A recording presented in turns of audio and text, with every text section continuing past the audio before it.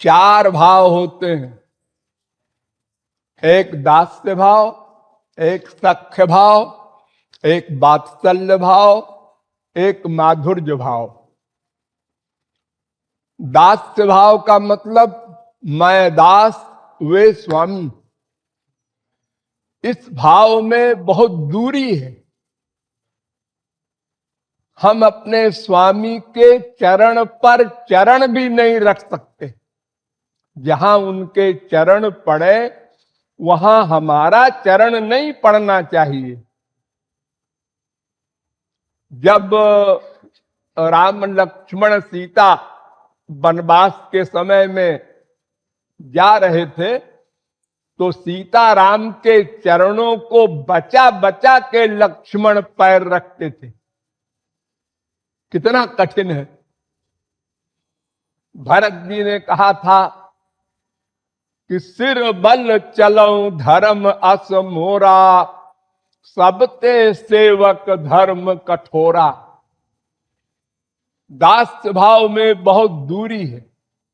उससे ऊंचा सख्य भाव, वे हमारे मित्र हैं। अब बराबरी का दर्जा हो गया।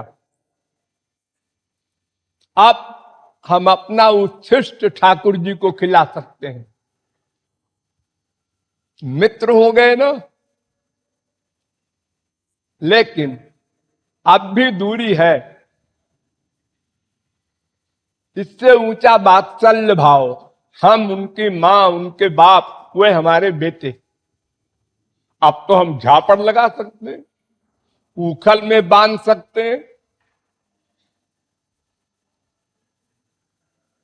मां बाप को बड़ा अधिकार है बच्चे के ऊपर, लेकिन इसमें भी दूरी है।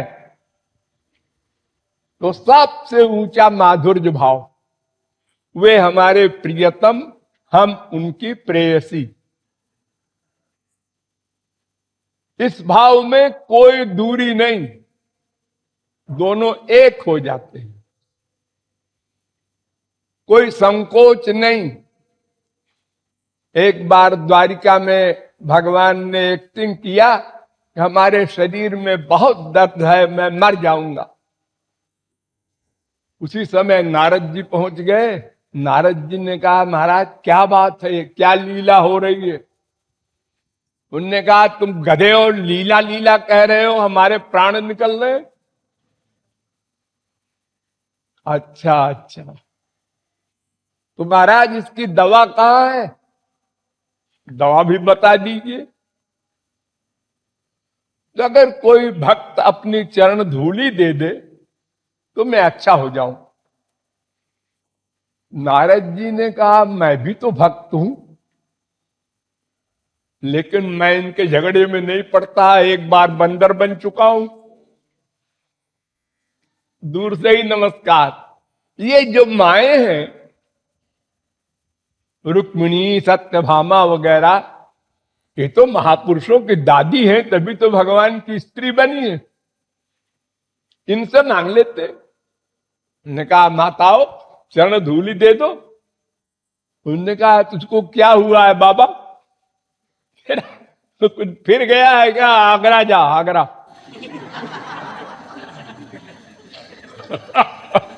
हाँ?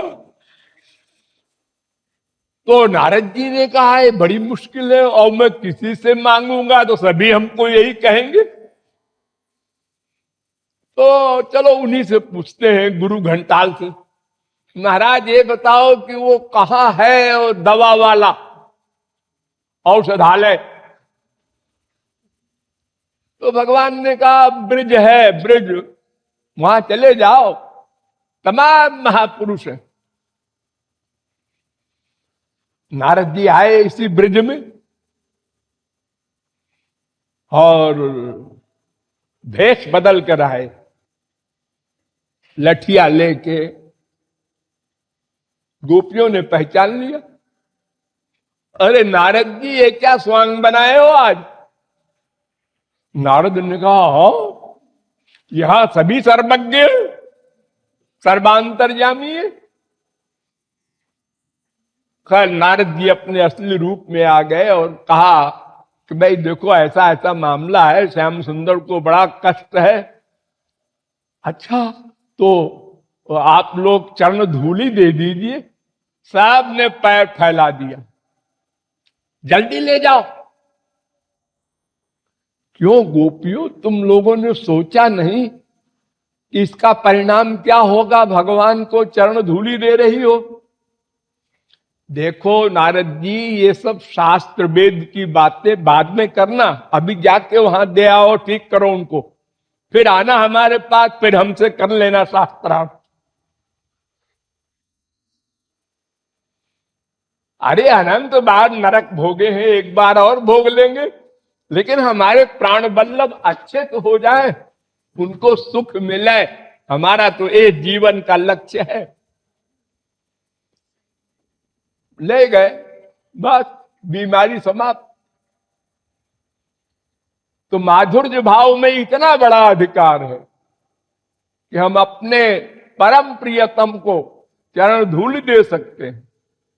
और गाली गलौज तो मामूली बात है। गली गली में ठाकुर जी को इसी ब्रिज में गाली मिलती जा रही। चौर जार शिखामणि, चोरों के सरदार, लफंगों के सरदार जार, और ठाकुर जी विभोर हो रहे हैं, फिर छेड़ रहे हैं।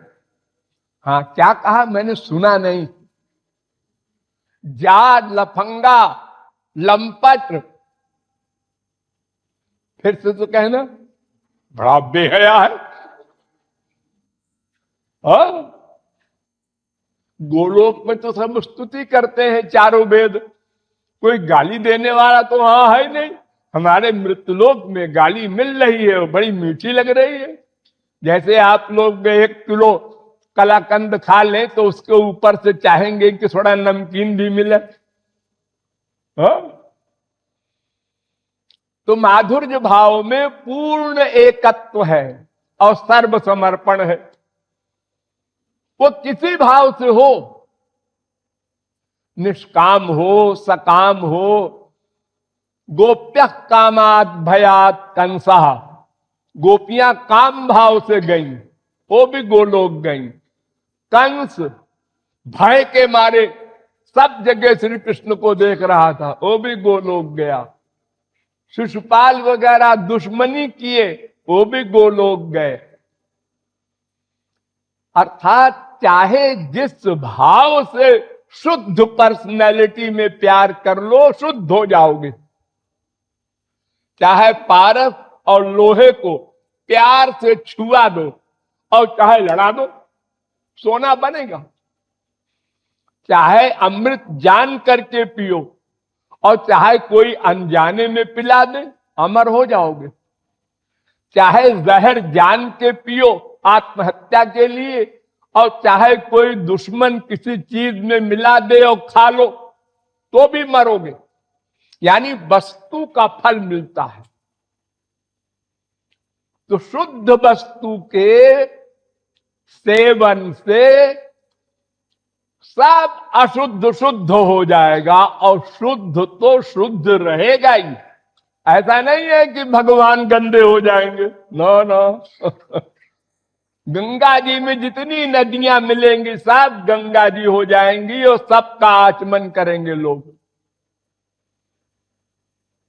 रवि पावक सुर सर की नाई। शंकराचार्य श्री के जगत गुरु 2500 वर्ष पहले की बात, उन्होंने लिखा है,